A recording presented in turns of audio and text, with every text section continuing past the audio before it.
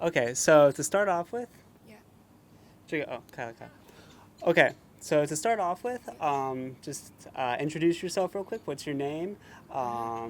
Where are you from? What's your major? How long you've been studying? And yeah. Yeah. My name is Sylvia, and I come from Yunnan province. I major in English, so maybe this is basic information of me.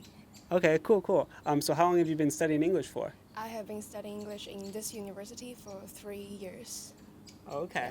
Yeah. Okay, so when it comes to studying English, are there any like kind of methods that you didn't know about before and then you found it and you're like, wow, like this is, how did I not know about this before? Maybe I will take several minutes to think of this.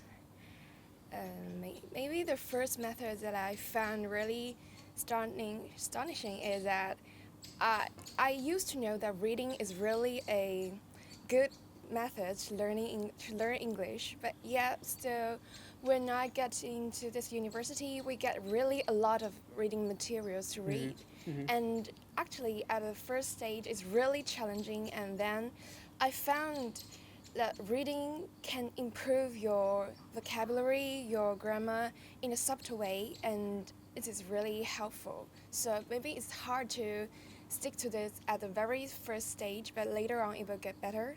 And maybe another method to learn English is that push yourself to talk to others, to have a conversation. Because when you and your friends are in a conversation, you really need to um, say something, and it's different from translating what you thinking about in mind into English. It's really a spontaneous express of yourself. So I think this method to really help. So for you to kind of translate something in your mind from your native language to English is a totally different skill than to actually be engaged in a conversation and to think about things like on the spot and to kind of respond and to communicate, in a spontaneous manner. Yes, because though I'm major in linguistic, and in the theories of linguistics, they say that actually a second language learner you can't really create a sentence. This is one how should I say one perspective. They think that as a second language learner, you can't really create some spontaneous second language. You can only translate your first language into second language in a very, very quick period. But I think in a conversation, this translation maybe will be much faster, and you will get inspired by your environment. So I think that in a real conversation, the spontaneous thing is different from other cases. Yeah. Yeah. So, as a Chinese person living in China, what kind of benefits do you think can come of you being able to speak English or understand English or speak English at a fluent level? I think the first benefit is that I do really understand something from a really different perspective, because as like we were talking about family, we are talking about something that in our lives, uh, we can say that the culture differences to really inspire something.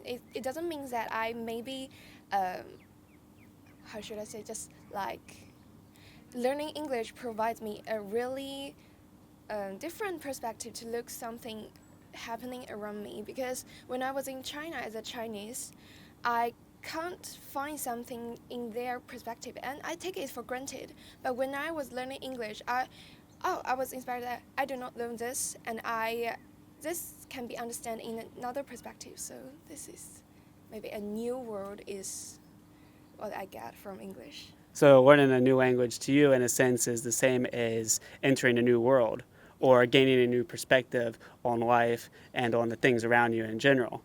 yeah. Okay, so in China, another question. Uh-huh. In China, are there any like kind of big celebrities or Celebrity.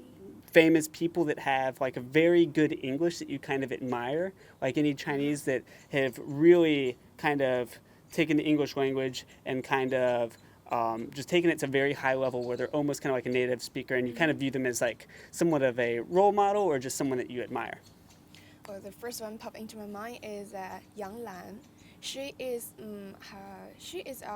She is also a English major in this school, and she came back to BFSU to give us a speech like weeks ago, and we used to watch his video, her video of giving a speech on the TED, or just like her speech in our ceremony. I think she really inspired me that you can use English as a very useful tool to express something, to change something, and one with in how should I say a Chinese people with a Chinese man who can use English well can really express something well, and they can sort of like eliminate the misunderstandings between each other. Oh, I how should I think It's kind of like a Yes. type of bridge between Yeah. Chinese people and non-Chinese people. Like before, you might have had some misunderstandings, or you have barriers to communication, and by way of speaking English, you kind of overcome those barriers, or you kind of open new doors and windows to understanding people that perhaps before you might not have had a method of communication with or understanding. Yeah, you make my speech better. I've been speaking English for a long time, so I'm pretty good. But another question, kind of off topic from English, is the national holiday is coming up, Chinese national holiday. So as a Chinese person, you know it's the 70th anniversary Yeah. of the creation of the People's Republic of China. Is there anything that you would like to say to your country, or any kind of wishes or any kind of hopes that you have for the future of your country? It's really a um, It's a big question. yeah, it's really a big question. How should I start? Like, of course, I wish my country goes better and will get stronger. And also, I wish, because we are kind of in a different era, we can say that the information get a lot of information are put in front of us. I wish that China can show not the not only the good side. Maybe there is something that not so good of China, but I wish they are presented justifiably, and that's my wish. And China can, so they can get some correct feedbacks, and it can go better. Yeah. It can go. Yeah, that's my wish. Maybe it's really a big question.